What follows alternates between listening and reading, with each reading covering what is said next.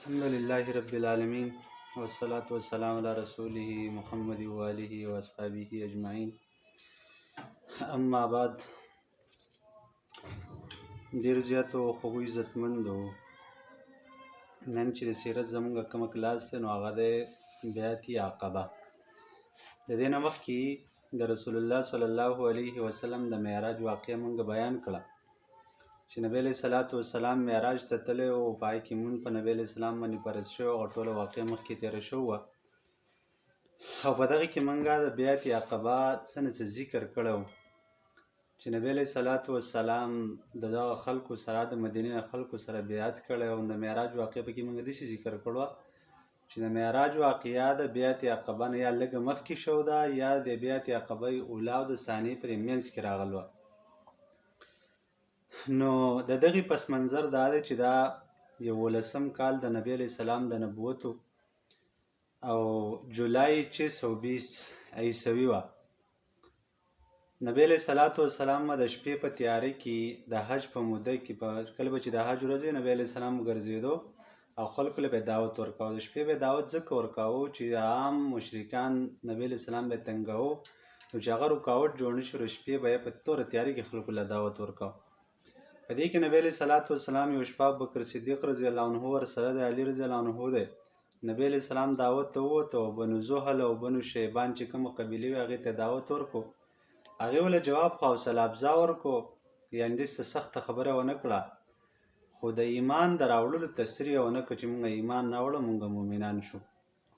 نبی علیه السلام ابوبکر صدیق او علي رضی الله عنه راووتل او بیا د مینا چې دا کومه ګاټي او دا کومه وادي غونته وه جوره لاره او په هغې باندې راووتل.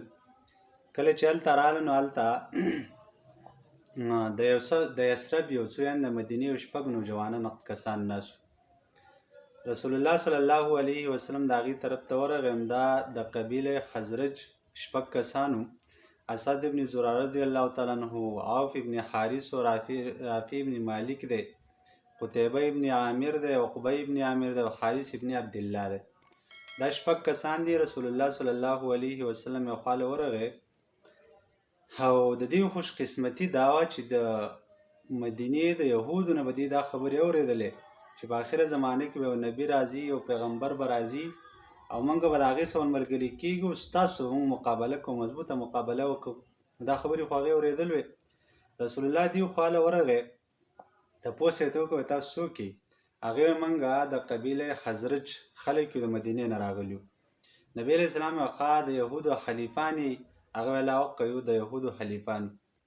دیو ناسو نبی علیه السلام ته وفرمایل چې خوښه هم نه ده چې موږ خپل منځ څه خبرې اترې وکړو، د یو بل سره موږ څه خبرې اترې وکړو، دا هم خوښه نه ده. هغه ویل بلکل ښه ده. نو رسول الله صلی الله علیه وسلم د هغې سره کېناسته او د اسلام حقیقت یې ورته بیان کړو، دعوت یې ورله ورکړو، د قرآن او سنت دعوت یې ورله ورکړو او رسول الله صلی الله علیه وسلم ورته قرآن څه تلاوت هم وکړو.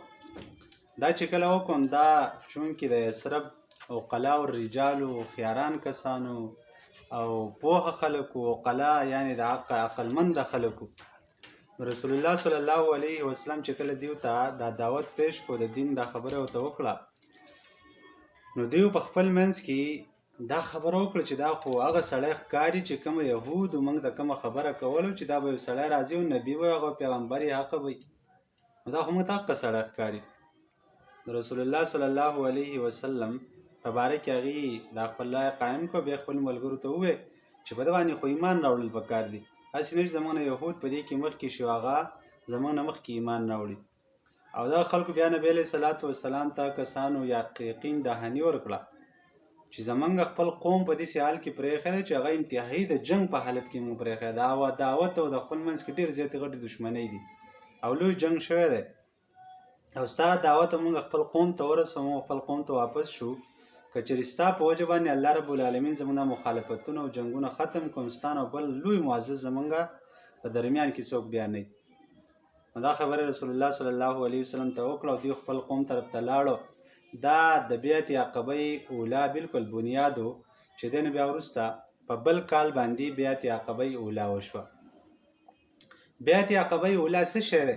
اول د دې لږ وضاحت کوو چې یو بیعت دی که نه، چا سره بیعت کول، له چا سره معاهده کول، چا نه وعده اخیستل، دی ته خو بیعت وایي. عقبه اولا دې ته ولې ویلی کېږي؟ دا اصل کې په 12 کال له هجرت، په 12 کال د نبوت باندې بیا شوه، په آینده کال کې دغې نه بیعت عقبه دې ته ویلی کېږي.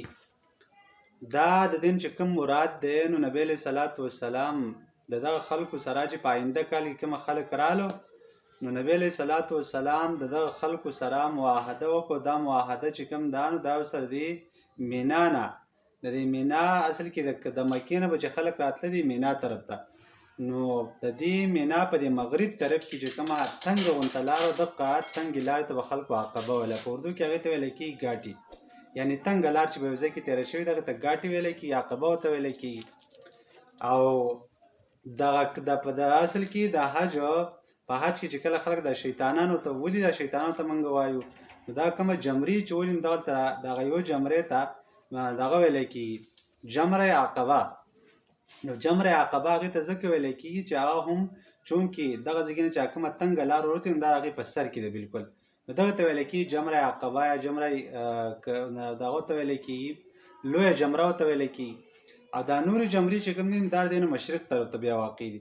نو کله به چې خلکو دا جمرې به وویشتلې، نو بیا مشرق طرف ته لاړ هلته بیا د آرام د پاره ځان له میدان په هغې کې به وده کېدل، او په دې لاره بیا څوک نه راتله. نو نبی علیه السلام به چې چاله دعوت ورکاوه، دې طرف ته به چې کله راغی، نو ظاهره خبره ده چې هلته بیا خلک نه پاته رخ به خلک نه راتله. نو دې ونې دا دغلته چې کومه دې اوسه کوم بیعت شوی و، دا خلک راغلي و، دغه پناه ځای ته راغلي چې د کفارو نه نور محفوظ وي، دی له خپل دعوت ورکړي. نو دې وجې دې ته ویلی کېږي بیعت عقبه، یعنی هغه ځای چې نبی علیه السلام د دې سره بیعت کړی و، په عقبه کې کړی، په دغه تنګ ځای کې کړی، تنګه لاره وه.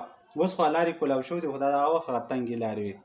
نو نبی علیه السلام په آینده کال کې دغه خلک چې کله رالو، نو بیا یې ځان سره آینده کال دا 12 کسان بیا رالو، یعنی 15 کسان دغه مخکیني وو، او 7 کسانو سره نور نوي ملګري شوي، هغې هم راغلي وو.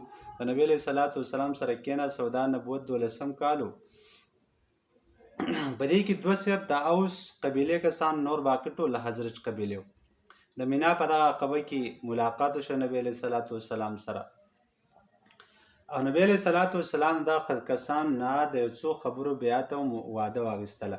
په بخاري کې حدیث ته نبی علیه السلام فرمایي، هغه حدیث کې داسې چې رسول الله صلی الله علیه وسلم د دغه خلکو سره یوه دا معاهده وکړي، تاسو به د الله سره څوک شریک نه جوړوئ، او دویمه دا خبره چې تاسو به غلا نه کوئ، دریمه دا چې زنا به نه کوئ، څلورم دا چې خپل اولاد به نه قتلوئ، او پنځم دا چې به په بې ځایه په یو ځل باندې په مسلمان باندې بل ملګري باندې بهتان نه لګوئ، د دې څیزونو نه به ځان ساتئ.